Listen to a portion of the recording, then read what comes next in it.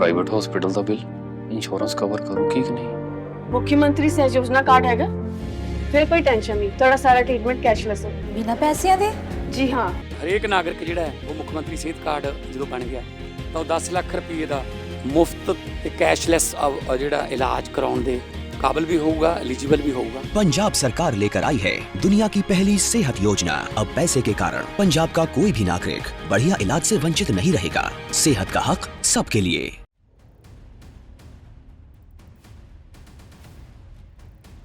भारतीय अर्थव्यवस्था जब अपना दम दिखा रही है तो दुनिया इसकी ताकत को मान भी रही है और दुनिया के तमाम ऐसी रेटिंग एजेंसियां भारत की अर्थव्यवस्था में न सिर्फ यकीन दिखा रही हैं बल्कि ये कह रही हैं कि ये दुनिया में सबसे तेजी से आगे बढ़ रही है। और यही वजह है कि एक बार फिर विदेशी रेटिंग एजेंसी मूडीज ने भारत की इकोनॉमी को लेकर एक गुड न्यूज दिया।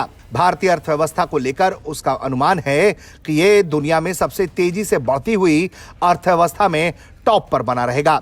एजेंसी के अनुमान से जाहिर होता है कि वित्त वर्ष 2027 में भारत की जीडीपी ग्रोथ G20 में शामिल सभी देशों में सबसे तेज रहेगी। भारतीय अर्थव्यवस्था के अगले वित्तीय वर्ष में मजबूत ग्रोथ के ट्रैक पर बने रहने की उम्मीद है। मूडीज ने अनुमान लगाते हुए कहा है कि फाइनेंशियल ईयर 27 में देश की रियल जीडीपी ग्रोथ 6.4% होगी और इकोनॉमी के इस रफ्तार के साथ भारत G20 नेशन में सबसे तेजी से बढ़ती हुई अर्थव्यवस्था बन जाएगा। मूडीज ने इसके पीछे वजह बताते हुए कहा है कि भारत की आर्थिक ग्रोथ को स्थिर घरेलू डिमांड, बेहतर इन्वेस्टमेंट एक्टिविटीज और स्थिर व्यापक आर्थिक परिस्थितियों से समर्थन मिलेगा, जो कि कारोबारी विश्वास को बढ़ाने और कंपनियों को कर्ज और निवेश के लिए काफी प्रोत्साहन देगा। मूडीज अपने रिपोर्ट में यह भी कहता है कि भारत की ग्रोथ में संरचनात्मक सुधारों की अहम भूमिका रह सकती है।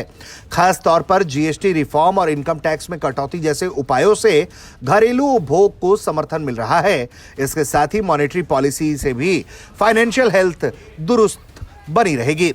वहीं भारतीय रिजर्व बैंक ने भी हाल ही में भारत की इकोनॉमिक ग्रोथ को लेकर पॉजिटिव रुख अपनाया। अपनी नई मौद्रिक नीति समिति की समीक्षा रिपोर्ट में आरबीआई ने फाइनेंशियल ईयर 2026-27 के लिए अपने प्रारंभिक ग्रोथ अनुमान को बढ़ा दिया। केंद्रीय बैंक ने अब पहली तिमाही में रियल जीडीपी में 6.9% और सेकेंड क्वार्टर में 7.0% की ग्रोथ का अनुमान जाहिर किया है। मूडीज के मुताबिक मजबूत इकोनॉमी के चलते अगले 12 से 18 महीनों में वित्तीय स्थितियां स्थिर रहने की उम्मीद है। भारतीय कंपनियों की बैलेंस शीट मजबूत मानी जा रही है।